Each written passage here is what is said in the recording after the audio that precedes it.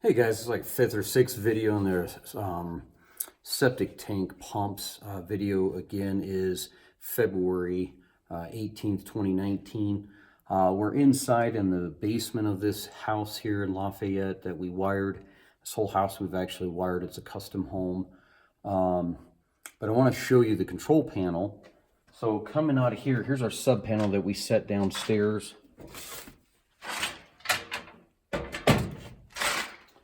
This is going to be the drain water pump outside.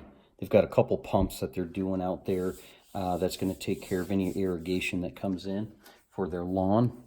We already got that all wired up right through here, and it stubs out. I can do another video later on that. But this one right here, we just kept in mind how many current carrying conductors and a conduit here. 2 of them are spares, so we only have really 6. But right here is where we're going. 2 15s and 2 20s there, twins. And this feeds through with ENT pipe. We don't know if they're going to actually drywall this. I don't think so. So we decided just to protect the wire instead of Romex. As we came into here, this is your line side. You have a discharge pump and a recirc pump in your control panel. And then we labeled the wires on each side. They did pull neutrals for everything. That way they can test and control. They did show on the instructions you could share a neutral with 2 of them or all 3, and I don't advise that if there's something that goes wrong. This is what goes outside that you saw earlier. So our NM cable is drilled and coming in with a 12-22, 14-22, 14-22, and then just a 12-2. And as they come down, we have to keep in mind that this is what shows in that instructions out there. The left side is the recirc pump, 1, 2, 3, and 4. As they came at the pumps, they were yellow, green, and white as you're labeling 1, 2, 3. So white, green, yellow, and then the neutral shares on 4. And then the recirc pump is 5 and 6 right here coming in. So again, we had to go NM cable, well, THW into here, but then NM cable out, and then THW in through the PVC, and then a JSOW cord out there. So then the next one came in, and that was these 2. The next one here and here is going to be that discharge pump, and we pulled a 12-4 on that. That's 15 and 16. And that up here is their 2 spares. So we have our spares coming through that come in the conduit. And then we also ended up having 11, 12, and 13, and 14 being the neutral. So 11 is red, 12 is going to be blue, and orange right here. Orange right here is 13, and then 14 is your neutral right there. So everything has been wired and labeled fairly well outside. Here's our schematic, our 1 line for them to show them 1, 2, 3, and 4. All here are going to be your floats, your alarm float, your override, and your high limit alarm for your recirc. This is all recirc right here. And then 5 and 6 right here are the 3/4 inch PVC versus the 1 inch. And those are actually going to be showing that we're doing just the pump by itself. And so 5 and 6 come in, of course, down here. Just on its own 12-2. We did do a 12 gauge wire, even though the pumps only pull 10 amps, just because of any inrush current, or as a motor seizes, it's going to actually increase the amount of current on there, and also possibly have a weak link in that J box out there. That's at the float right here, but also, and on my schematic, it's that right here, the J box.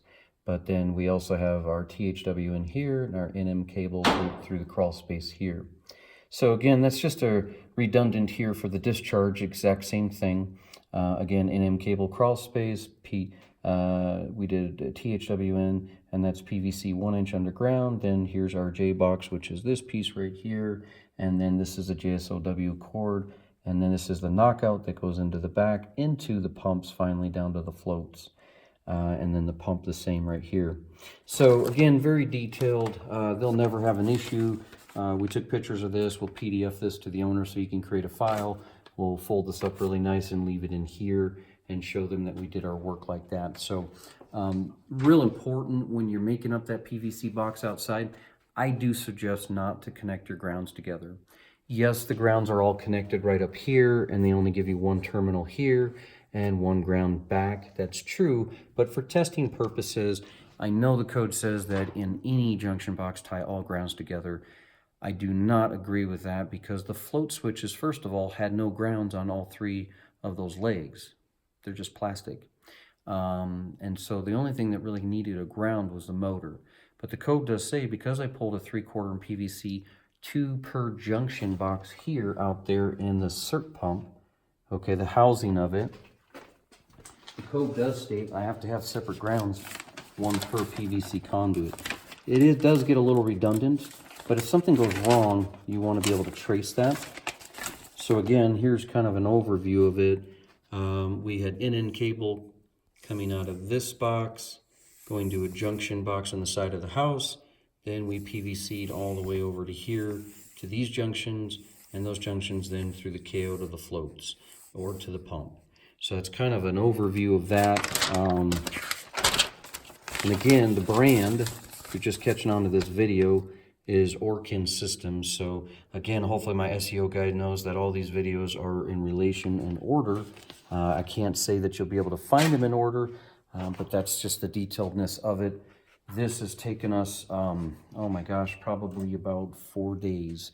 A day to dig, a day to bury, and do the PVC conduit, and then we had a whole day to pull wire in outside and label, and then about a day in here to get this all made up. And so that's a 4 to 5, about 4-day process on this. And it's not 8-hour days, more like 12-hour days. So it's probably a full week on this.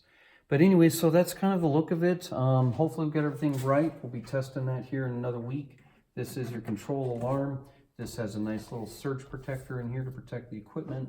We'll probably drill, surprised they didn't, a little hole here and measure that. That way he can see the green light blink. Anyways, guys, I appreciate it. Let me know if you have any questions. Again, this is not for homeowners. Do not call me. Do not email me. Do not give me questions on this. I doubt a homeowner could do this, or even a handyman. So this is definitely for a skilled journeyman or a master such as myself. This is probably one of the harder control panels I've ever wired, because I had 18 wires heading out there. Keep in mind though also, guys, your voltage drop. My assumption on this is I'm about 150 foot. So again, the float switches are 1 amp and all the motors are 10 amps. So I pretty much doubled up on my wire size there. Thanks guys for joining us. Have a good one.